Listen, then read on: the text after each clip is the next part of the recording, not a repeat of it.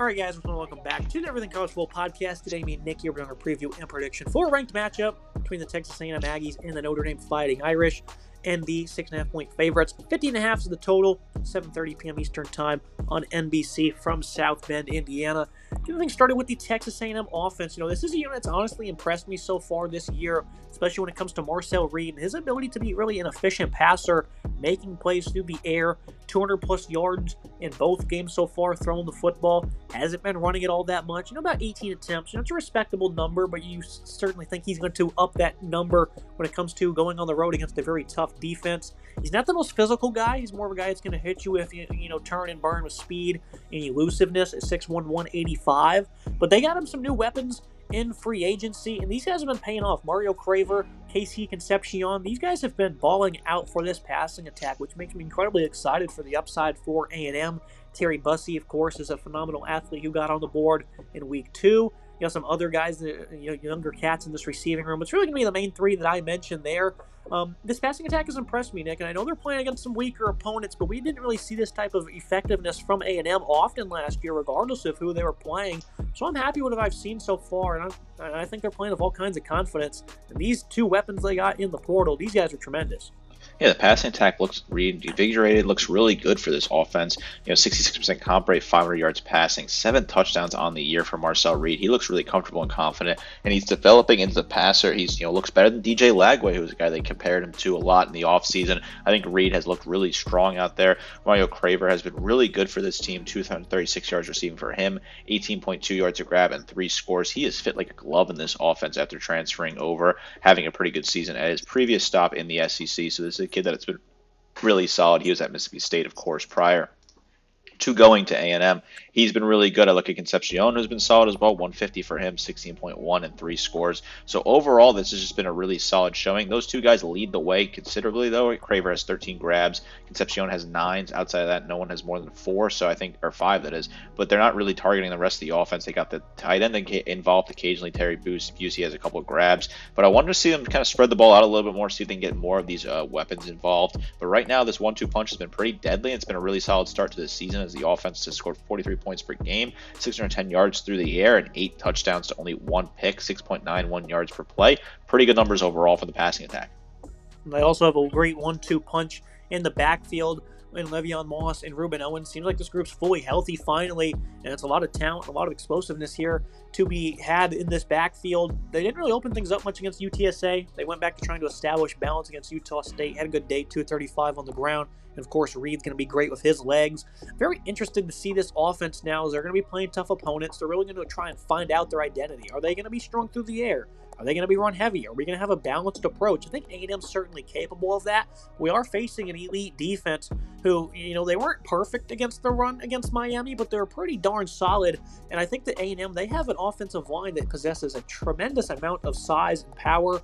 Trey Zone at left tackle, he's been great. Chase Basantis at left guard. These are multi-year starters at this point. You have one of the top right guards in football, Armarj Reed Adams. And the right tackle, you have Demetrius Crownover, who's also, entering another year of starting. This is a very underrated offensive line. The balance A&M can play with potentially this year, Nick, is exciting. And what happens in this game, I think, could potentially shock a lot of people. I'm very intrigued by the Aggie offense altogether. Yeah, I'm very intrigued by this unit.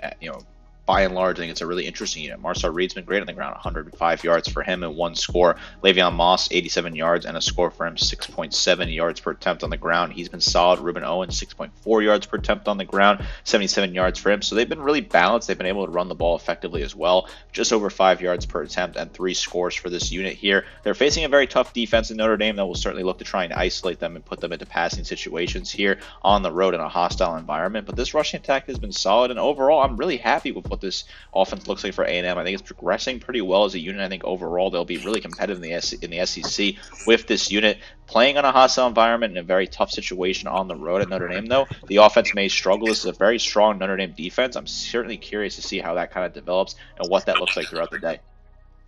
Now we move to the Notre Dame offense. This is a group that had a slow start against Miami, but almost came back to win the game as C.J. Carr was starting to find his footing, and he was making some big plays. 221 passing, 2 touchdowns, also ran for another one in this game, 6 of 3, 210. This guy is the mold of a pocket passer. And he was starting to really get things going versus Miami. Now, one thing that we talked about in the offseason is, Riley Leonard departure means they're not going to have as much QB run available to him. And then in the second half, you saw a lot of designed QB runs. That's clearly not in his wheelhouse. It did work a little bit. I think when you take away the sack yardage, he had pretty solid rushing numbers. But that's a little concerning for me. Potentially it screams desperation that Mike Denbrock's like, we're just going to go back to what we know works. But if that's not really in the wheelhouse for Carr, Nick, I'm really not sure how consistent they can be doing that. What's your opinion on that take? Yeah, I think it's a very interesting take, right? This is a passing attack that we're really curious to see what it develops and what this rushing attack would look like. This offense hasn't really blown you away so far this season, 24 points per game. Obviously, they only scored 24 points in that game against Miami. They've been on a bye since then. But at times, it looked like the passing attack was a little bit weak, right? CJ Carr, 19 of 30 for 63% comp rate, 221 and 2 scores. Had a pick in that game. You wondered if he was going to be able to run the ball effectively for this offense. He had 11 attempts for 16 yards and 1 touchdown. Just not good enough, really, in my opinion. Jarian Price, Jeremiah Love, I wanted to see more touches out of both of them. I feel like they both were not involved in this offense enough on the road at Miami. Some of the passing attack numbers I thought were solid, right? I think, the tight end was really good. Eli Reardon, who had a solid day, 97 yards, 19.4 yards per grab. Malachi Fields, Jordan Faison all looked solid on their grabs, but I'm really concerned about this rushing attack. It's not really looking comfortable and confident. I think that's a big key point here, right? Can they find a way to get into a higher threshold on the ground? 3.32 yards per attempt in the game against Miami, 1 rushing touchdown in that game. They got to find a way to be more successful on the ground if they want to beat this Texas A&M team that's got a really strong defense, both in the secondary and the defensive line. Held to, not much, under 100 rushing yards against Miami. Jeremiah Love didn't seem to be all involved in the offense. Jadarian Price did have some success running the ball. Like you said, they need to get back to running the football, and I think they're certainly facing a much weaker front compared to the one they saw a few weeks ago. Very shocking to see the Irish, though, not run the ball all that well. I think they're going to look to make it an effort to more establish the run because they didn't really have much of an effort to try and do so in what was mainly a close game the entire time. So they could have tried, I think, a little bit harder. So the run game being dead silent, I think we're going to see it be a lot stronger here. And the offensive line is, of course, capable of a lot more. They were pretty bad in pass protection, though. In week 1, Anthony Knapp, left tackle, was abysmal. Right tackle, Emil Wagner, wasn't any better, and we expect more out of him. This is a guy who's been a multi-year starter at this point, a very good player. Right guard, they had 2 different guys. Garrity Lambert, Sullivan Ashburn. These guys were not very good themselves. The only guy that really played well was Ashton Craig at center. Billy Schraith at left guard, of course, played a pretty solid game as well. They need to be more consistent. I think the offensive line, they're also going to look to bounce back after just getting absolutely wrecked by Ruben Bain. Of course, I want to talk about the pass catchers real quick as well. Malachi Fields, the transfer from Virginia, came out and showcasing his athletic ability and hands was very impressive. Eli Reardon had a big 60, 70-yard catch late in that game to put him to almost 100 yards receiving. Jordan Fajon's a guy that looked to target a bunch on screens. That's something they also did a lot, Nick, was a lot of screens, and at some point, Miami, they finally got sick of it, and they blew it up for an interception. So the play calling, Mike Denbrock is an elite offensive coordinator, but let's not be as predictable. That's going to start with this offensive line being better and running the football. Yeah, they got to run the football, right? That's the cut and dry point here. If Notre Dame wants to win this game, they have to run the football. There's no other way for me to really say it here. Price and Love both have to have more touches than 10 for Love and 6 for Price. They got to be more comfortable on the ground. They got to find a way to run the ball here. You're not going to have that quarterback run to really help you out. Your running backs have to be stronger. The O-line has to be stronger here. If Notre Dame cannot run the ball like I think they can, this could be a huge problem for them. They could find themselves in a massive hole against this A&M team. Now you go against the Texas A&M defense. They have a strong defensive line led by a superstar pass rusher and Cassius Howell. How great can they really be, though? I think it remains to be undiscovered so far. Albert Regas, a veteran nose tackle. DJ Hicks, an ex-5 star. They have plenty of muscle up front. Tyler Anadiam from, I think it was Iowa State. He's been pretty good this season. TJ Searcy, a transfer edge. So they're not as deep as we're accustomed to seeing, but I think in terms of the top 6 guys they have, it's a pretty impressive group. Against UTSA, they gave up it was like 3 or 4 runs that combined for the 200-plus yards they allowed on the ground, including a 75-yarder out of the gates, in the second half. Since then, they've been pretty rock solid against the run. The jury's still out on this group, right? And I think the linebacking group certainly is going to play a big factor in that. Teron York is incredible. Scooby Williams has really improved his game since arriving in College Station. Damian Sanford will get on the field a little bit. I think this is a good front 6. I don't know if it's a great one, Nick, and I think that Notre Dame could be looking to outclass them when it comes to a physicality standpoint. But I think this is a great opportunity for them to impress and flex some of their own muscle. Yeah, the defense has been a little bit shaky, dare I say, giving up 24 points to UTSA, 22 to Utah State, 23 points per game total on the season when you average those two out. 4.13 yards per attempt on the ground is probably a little bit higher than you were hoping for. UTSA had some solid momentum on the ground in that first week one matchup. 2 rushing touchdowns, 281 yards total is the number that, the defense, I think it's still a strong unit, right? I like the pieces they have on the defensive line. I think there's some solid pieces. Albert Regis, he has 8 total tackles on the season. He's been good. Cassius Howell, 5 total tackles for him, 3 sacks. He's been pretty dominant. Deion Haynes has been good. 5 total tackles and a tackle for loss for him. But you want to see more of some of those other guys further down the depth chart to be able to step up, put pressure. If you give Notre Dame the opportunity to run the ball, they will absolutely dominate you and win that game with relative ease. Can this defensive line step up to the task? I'm keeping an eye on that Saturday. The secondary for Texas A&M last year was pretty underwhelming. This is a group that we criticized despite being incredibly talented. A lot of veterans here. Will Lee was inconsistent. Dees Ricks was getting beat often. Tyreek Chappelle's been around a long time. In the nickel, though, I think he should certainly thrive this year. Dalton Brooks is a hard-hitting safety, especially against the run. Bryce Anderson has shown the ability to be a ball hawk in the past. This is going to be their first opportunity to impress, most likely when it comes to getting up in the box and making plays, being sound when they do opt to go with screens, and of course just winning one-on-one matchups. The Aggie secondary, they've been inconsistent to start the year. They weren't all that great last year. Julio Humphreys, a nice transfer, who's been getting a lot of reps as well. I'm not sure what we're going to expect from this group. It's going to be a tell-all on Saturday, though. I think there will be a tell-all, right? Can this secondary step up and be a strong unit here? Not that this Notre Dame passing attack is super strong, but I think this linebacking core and secondary have to be a little bit better. Terrion York has been good for this team, 12 total tackles, a tackle for loss for him. Marcus Ratcliffe, 9 total tackles, a tackle for loss, and 2 pass breakup for Will Lee. He's got to be strong, 9 total tackles from a pass breakup. He's got to play confident. Jared Kerr, same deal, 7 total tackles. Cassius Howell, he's on the defensive line. But the secondary, other pieces, Tyreek Chappelle, he has to kind of get back from his injury and be solid for this team. 6 total tackles, 2 tackles for loss for him. The secondary has looked okay, but they've also struggled in some of the situations, right? No interceptions, 4 touchdowns given up, 342 yards. I know this Notre Dame passing attack isn't phenomenal here, but this is a tough test on the road. Make sure your communication's right. Make sure everything is kind of lined up properly. If you get a little bit out of a line, a little out of sorts here, that Mike Denbrock offense will pick you apart and really make you pay. When I look at the Notre Dame defense, the biggest question mark for me when it came to this group is who would be stepping up as the alpha on the interior, because they had a couple of returnees that were average players, I thought, to match what is, I think, a deep group at defensive end. Boubacar Traore, he was great against Miami against the run and as a pass rusher. Bryce Young as well. Joshua Burnham's a nice veteran.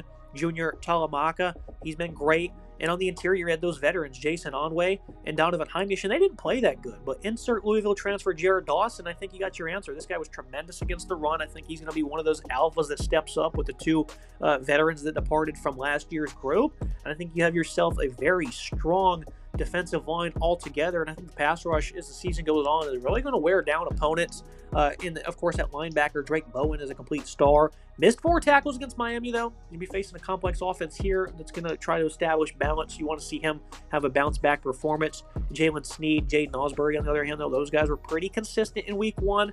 This is a phenomenal front 6 for the Irish. I think they're going to do a lot of damage potentially in this game, but I want to see how they bounce back after kind of getting pushed around a little bit against Miami. A lot of people thought that it favored them when it came to potentially the 2 power run games matching up against each other. I thought Miami was going to impress people, and they certainly did. This is a group that can also hit you with a lot of size and physicality, Nick, so it's going to be interesting to see if they bounce back, and I think they will.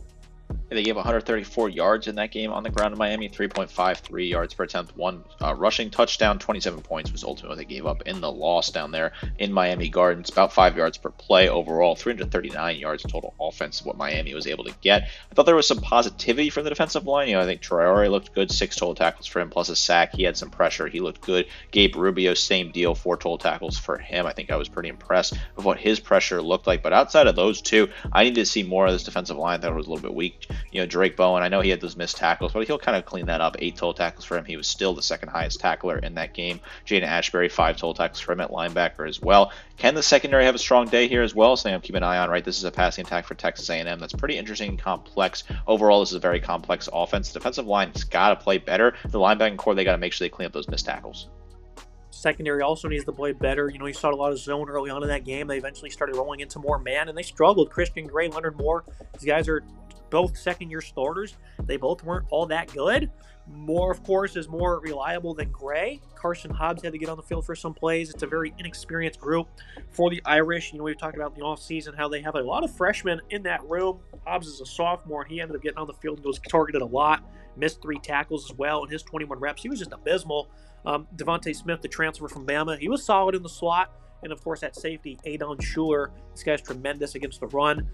He also had a handful of missed tackles, though. Jalen Stroman, the Virginia Tech transfer, came in and immediately made an impact. He was pretty sound in all regards. Another bounce-back opportunity. That's just the thing. That's the game you're going to play, right? When you play so much man coverage, it's 50-50. Are we going to win our matchups or not? You're going up against these speedy pass catchers. It's certainly going to be tough, but, of course, we're breaking in a new defensive coordinator in Chris Ash. I think they'll find their footing at some point. With a week of tape to watch against a phenomenal passing attack, I certainly expect them to be more sound in all regards. I think they'll be better this game. Certainly, Stroman, he was really solid overall as a tackler. 9 total tackles, got to clean up his coverage. Certainly, same thing with Luke Tolich, 4 total tackles for him. I think there were some decent moments from the transfer. Devontae Smith, that is, from Alabama. He had 1 tackle. He looked pretty good in coverage throughout the day. Certainly interesting. Christian Gray, he had 2 pass pickups, 3 total tackles for him, so he was solid as well. This is a very intriguing offense for Texas A&M that Notre Dame has to face here. Can they line up clean? Can they play solid football here? The corners struggled a little bit. This is a tough matchup. Potentially maybe a matchup advantage for Texas A&M. I think they'll play okay at home, but keep an eye on what those corners look like in that environment. Can they be comfortable and confident against 2 really talented wide receivers for A&M? Looking at the tail of the tape, the team comparisons, I don't think Texas A&M is all that bad.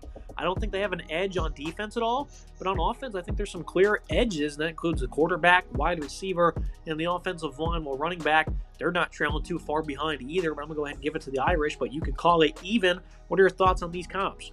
I think this makes a lot of sense, right? I think quarterback you certainly give to A&M. Same thing with wide receiver. Running back you could put a lot closer. I think I maybe would give it, even on the end of the day, but it's very interesting. The defensive side of the ball, I think, makes a lot of sense to give the nods to Notre Dame. These are 2 balanced teams, right? This is a top team in the SEC, a top team in college football in Notre Dame. These are 2 very balanced teams battling out in South Bend. Now we look at the final thoughts on the prediction. Keys to the game for the Aggies. Balance looks sharp. Let's keep it hot on offense. Limited, we want to limit the yards after contact in the run game as well by ND. And for the Irish, you got to find that run game, right? Get back to being stout in man coverage as well. And I think you're going to see them play off a different attitude in this one. Played a very close game. Didn't look all that pretty against Miami, and they still almost won it there at the end. And I don't think the Aggies are really all that bad, but the Irish coming off a bye week after playing a top-tier opponent already, the Aggies are going to see a lot of different things they haven't saw so far. And I think even though they've showed a lot of improvement already, it's going to be a little bit tougher for them going on the road against a phenomenal defense here. And I think the Irish, with having that week off, the whole 2 weeks really to watch tape, they're going to get back to playing some really good football, and I think they're going to win this one. I think they're going to cover that near touchdown spread. 10-point victory for me, and Nick has that being a little bit closer. I really like the Aggies. I just don't envision the Irish starting 0-2. Losing in South Bend is very tough for them. It almost never happens. When it does, it's usually in spectacular fashion. So the Irish are going to handle business here against the top-tier SEC opponent. I know they lost to NIU last year at home, but outside of that, this has been a pretty dominant Notre Dame team in South Bend, like you were alluding to there, and I think they got the job done to win this game. An interesting matchup here. These teams only played 6 times. Obviously, last year, Notre Dame won that early contest in week 1, 23-13. That was a pretty important game, but prior to that, they had not played since the 2000s. In 2001, when A&M won in College Station, played 3 Cotton Bowls against each other in the 80s and 90s in a pretty historic bowl game between these 2 historic programs in college football. I think Notre Dame has the edge here if they can just run the ball effectively, which they were unable to do against Miami. I think that was just a one-off. I think they'll get a lot better at running the ball throughout the season, and they'll have a really strong day here. I think the bye week will certainly help them as well. Kind of weird to have a bye week in week 2, but I think it will help them, and they'll be able to run the ball effectively and really attack this run defense for A&M. It looked a little weakish against UTSA and was a bit weak in that week 1 contest. I think the Aggies can certainly win this game if that offense is high-flying and putting pressure on the secondary that looked iffy against Miami. I think the playbook certainly is there for A&M. I think that's why it's going to be a close game, but ultimately I'll take the home team here. I think Notre Dame gets the job done, covers the spread, and gets out of Dodge. A pretty good win at home against an SEC opponent that's a top 25 matchup. A very intriguing game going down on NBC. I'm certainly tuning into this one. Excited to see what this matchup looks like. Should be a very strong game here. Yeah, it should absolutely be a pretty good game. It was last year. It was a fun environment. And for Notre Dame, you're pretty much skating by the next couple weeks with the schedule after this game. You have some pretty simple opponents really up until the USC game a month and a half away from now. So for them, this is a great victory, and I think it's going to lead into a big winning streak for the Irish. And it's honestly a bit of a weaker schedule this year. So this is a monumental game for them. If they end up losing, they're pretty much out of the playoffs. So it is a big contest still at the end of the day. It's going to be it for today's episode. Make sure you guys like, comment, subscribe. See you next time.